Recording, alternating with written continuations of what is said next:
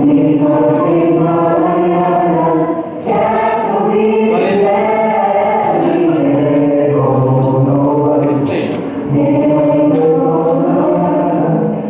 my dad wants me to explain this because...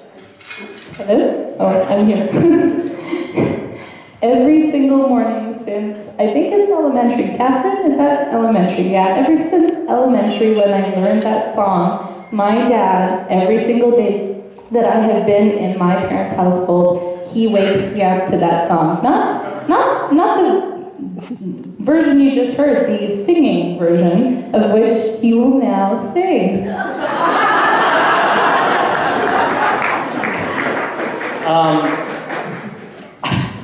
I have a surprise for you. So I'll give you the pages later on, okay? And Harman B, you ready on the time to make it before? Yeah. Thank you. Thank you everyone, each and every one of you. Sorry about this. Every one of you for being here, making a very special day for us.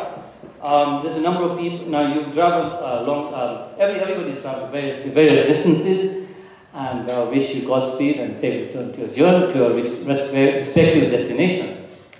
Now Nasim and I would like to thank my sister Yasmin for the enormous courage that he took to make that phone call. In the process, he made 3 people extremely happy, and I think the whole of us. Okay.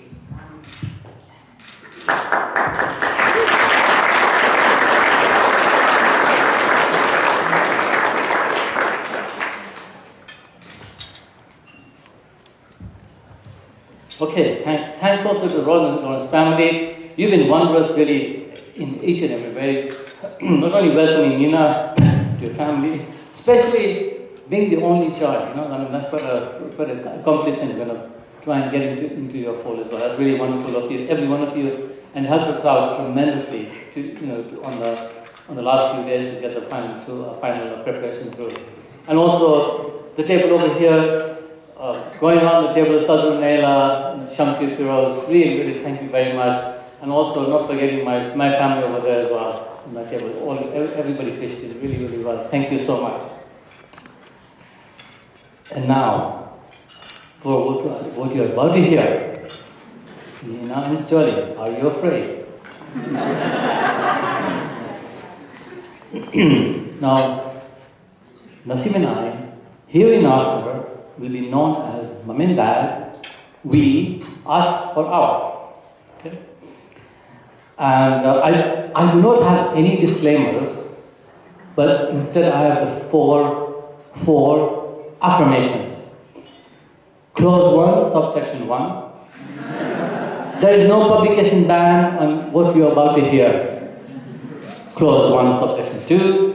All characters mentioned hereinafter are purely non-fictitious.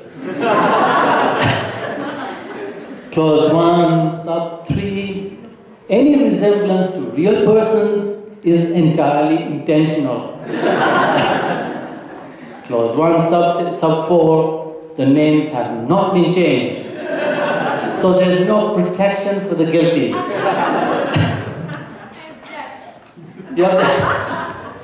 So there we go. Seemingly having a time of our lives, doing whatever we wanted to, waking up whenever we wanted to, going on vacations when we wanted to, and suddenly we had a 9.5-year-old running around our house.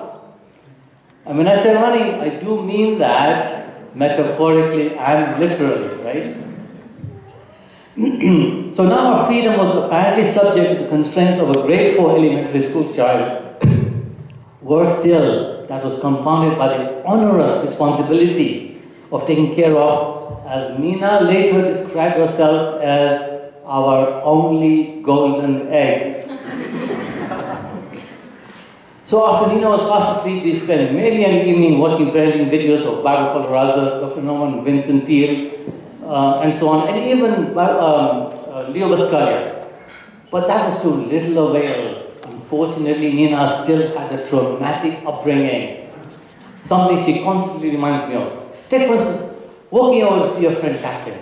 The ones who people visited our house on Friday, she lives just opposite us. Now, every time Nina wanted to visit Catherine, Mom would phone up Catherine's mom, Lurleen, to say, Nina is going to walk across. Cross the road, go over the berm, and go over to the house. So the two moms would be watching, monitoring Nina's perilous 30-second journey.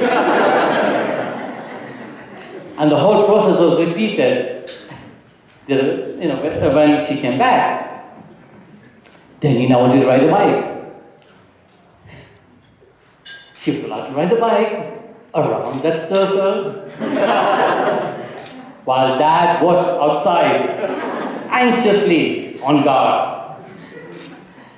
And then came the day when Nina said she wanted to be treated like every other child and wanted to ride the bike to school. That was 3 minutes long. We were petrified. We were just, we just were actually, we didn't know what to do. I mean, Google was at least 4 years away, and there was no Dr. Phil or Oprah to help us. So we came to an amicable solution, which I'm sure all parents have done exactly the same thing. Nina would be allowed to ride the bike to school.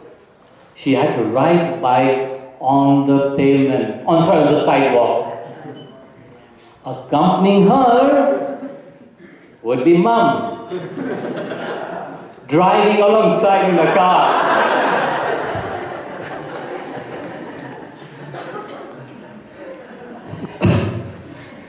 But the most damage to her psyche was caused by candy, our Hershey's trip. Okay, let me set the stage. School band trip to Ottawa. The whole school trip ends up in the Hershey factory. And where does the factory tour end up in? In a gift store, surrounded by candy. And what do kids do with unfettered access to candies? Every one of them offloaded their purses, their wallets. Even Catherine, who hitherto had been very prudent in her expenditures. Everyone except now, I should say this, that for my defense, I should point out that I had the statutory obligation of the upkeep of Nina's health and money sense. Cognizant of the damage candies would do to the health of her teeth and ensuing dental bills we would be facing. Okay. Hallelujah. There you go. There's a subject matter expert, Dr. Damien there. I gave Nina what I firmly believe to be an exorbitant sum of money to buy the candy. $5. 2 bars of candy. Now, Nina, Mom says, I should have given you $10. Okay? Now, just for another definition, please, okay? There's a regulatory decision out on this, Alberta Electrical Utilities Board. Correct means I am right, you are wrong. Okay? Reasonable means I think you are wrong, but I know where you're coming from.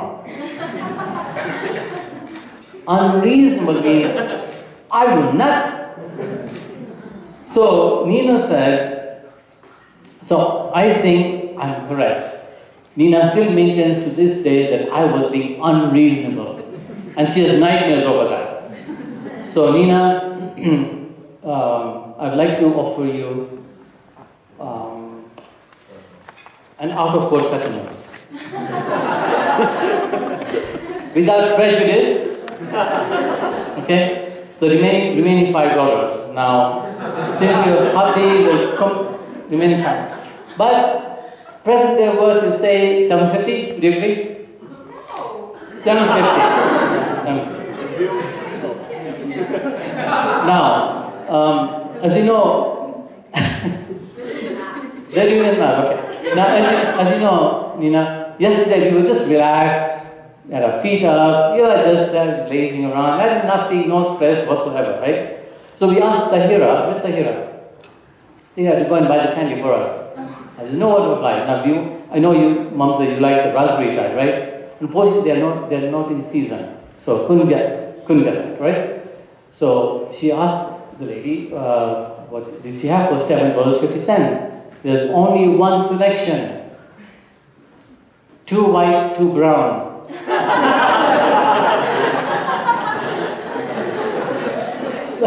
So Mom has got the candy for you now. Okay? So the Bernard Haribo chocolates for you.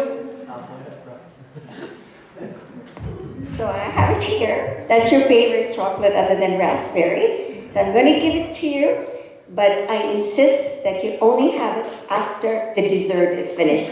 So you get 2 desserts, and our apologies for not being good. But mind you, I should say, I was fine because you called me from Montreal and said, Dad is not giving me money, but I could come over.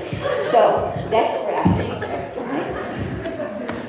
right? I should say there was a huge debate in the house, but Nina did not want me to be there, and that was a condition that she be allowed to make phone calls, collect phone calls. It's before cell phones, by the way. Anyway, so that was well, once Nina entered our lives, she and then decided to adopt us in May of '96.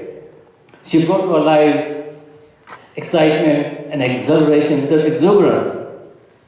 Of course, in family there were always some occasions of frustration, and sometimes a lot of frustration. And it was then it became obvious during those early days that, shall we say, the debates in the house that indicated to us that she had a sight set for the legal field. But there was no disappointment in anything that Nina did. Well, not quite. So let me address the jury on tables. Are you ready? Say yay or nay? Yay. Now, I should declare there's a small degree of participation from a learned friend who's practicing in Toronto, who served as a law clerk to a federal judge. Nina, you heard me mention his name, and by the way, he does send you his best wishes and congratulations. And just for the record, full disclosure, I should declare that I have a bias for self-interest as I am an engineer. Or be a retired one, but I am an engineer. Okay?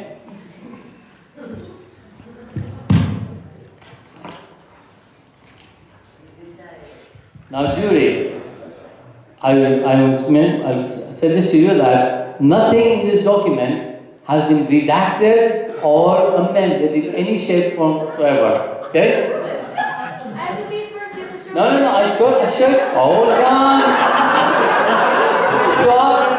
Stop incriminating yourself.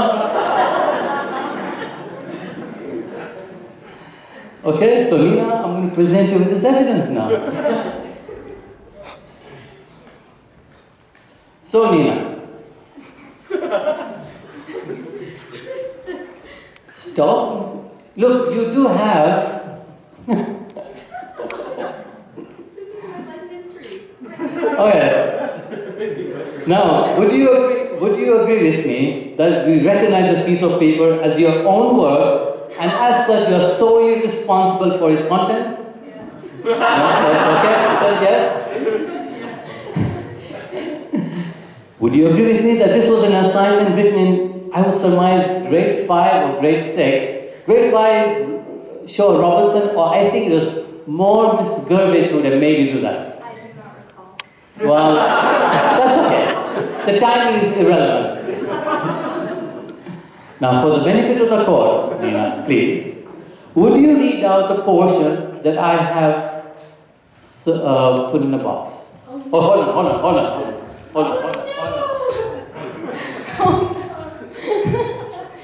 Oh gosh. I guess I'm listing the things that I want to be when I grow up, and here I've written engineer when I grow up, working to that. All that, jury?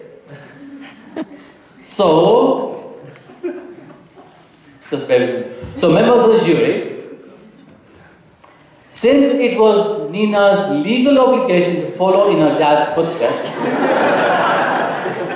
it is my respectful submission that Nina failed to keep her promise to become an engineer, made in her own handwriting in either grade 5 or 6, and in the process failed to make her dad happy.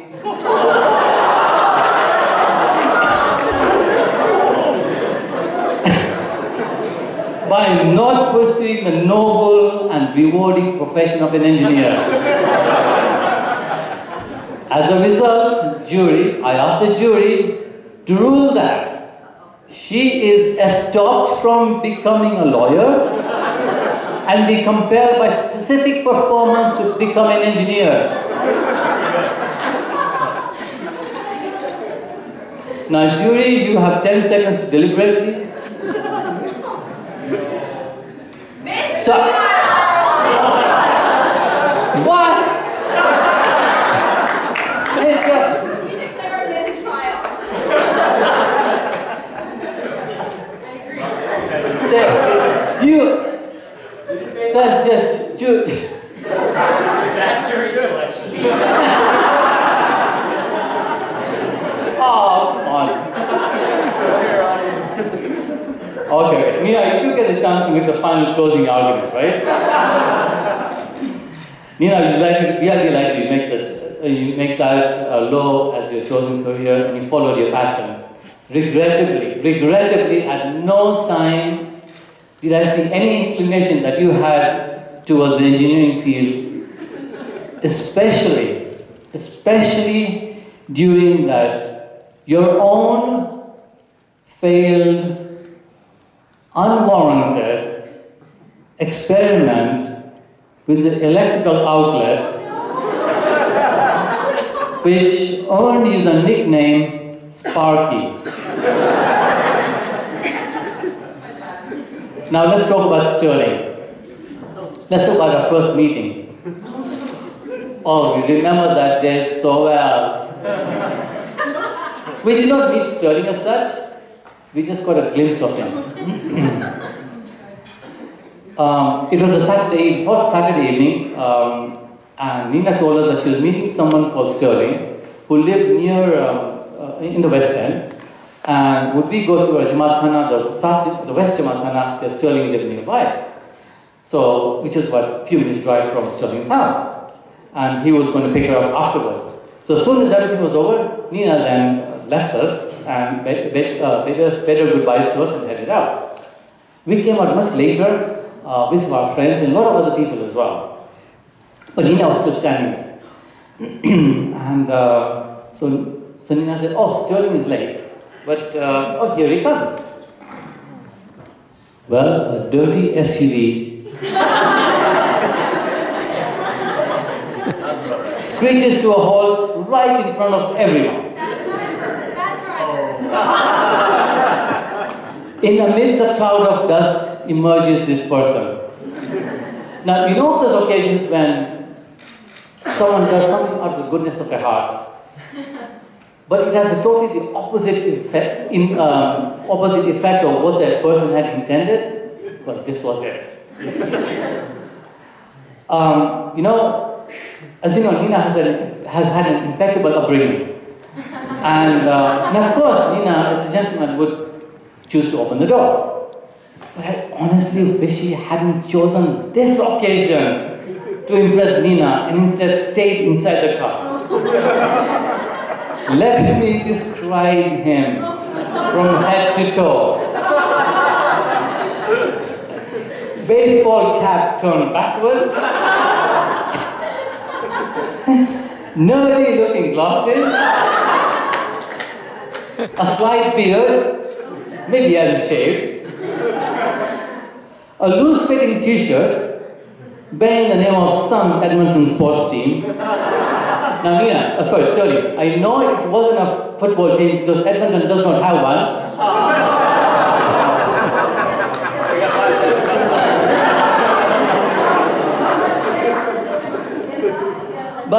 But my chance, was it a hockey team that has a name that depicts the usual scoreline Edmonton 0.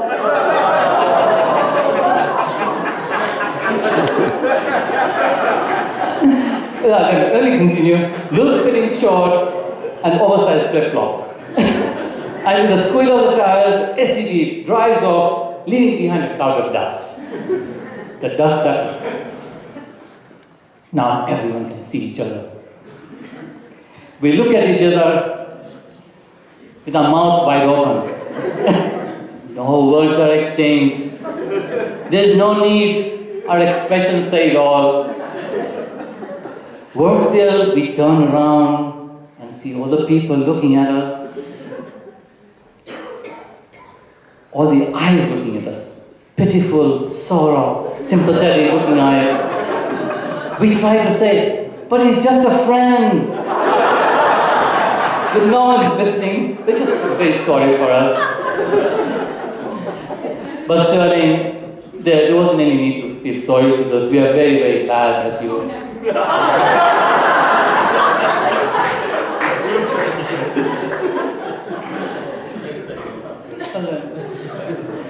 So you became more than a friend. You were ecstatic the day you decided to propose to Nina. And let me just mention something about that proposal, because I think it is not quite there. August last year, Sterling decided to persuade Nina to come to Calgary, but drive via Rocky Mountain House, by the mountains. She loves the mountains, and she loves driving, and the reason that's why we're here, in the mountains, right? And Nina obeys, and along the road, he makes some kind of excuse, mitigating circumstances or whatever, and say, pull over here, let's look at this little pond called Abraham Lake or something like that. And then he kind of managed to persuade her to give her the keys as well. And so standing in the middle of nowhere, with no one else around, having the keys taken away from her, Sterling proposes to her. What recourse did Nina have but to say yes in that situation? As she was coerced, or to use the legal term, placed in a non-binding or involuntary position. Seriously though, we are really overjoyed for both of them. Nina, you've lived a pretty challenging life, and particularly the past year, not just you but Sterling as well. But I think throughout the time you've shown to everyone how much care and support you have for each other. These actions are of evidentiary value as a true testament of your love for each other. Love for each other. So as you enter your new chapter of life, we all pray and wish you the very best of the future together, and may it be a long-lasting, healthy, happy, and a mutually respectful one. Thank you. Now, it would be remiss of me not to mention this. It's obvious that Nina and Sterling come from different cultures. It's evident to the vast majority of you. And of course, as parents, that is of great concern, but we've seen them, we are satisfied that I think they will respect each other's cultures. I said the vast majority of you know the different cultures. Let me just explain briefly. Nina supports Calgary Flames.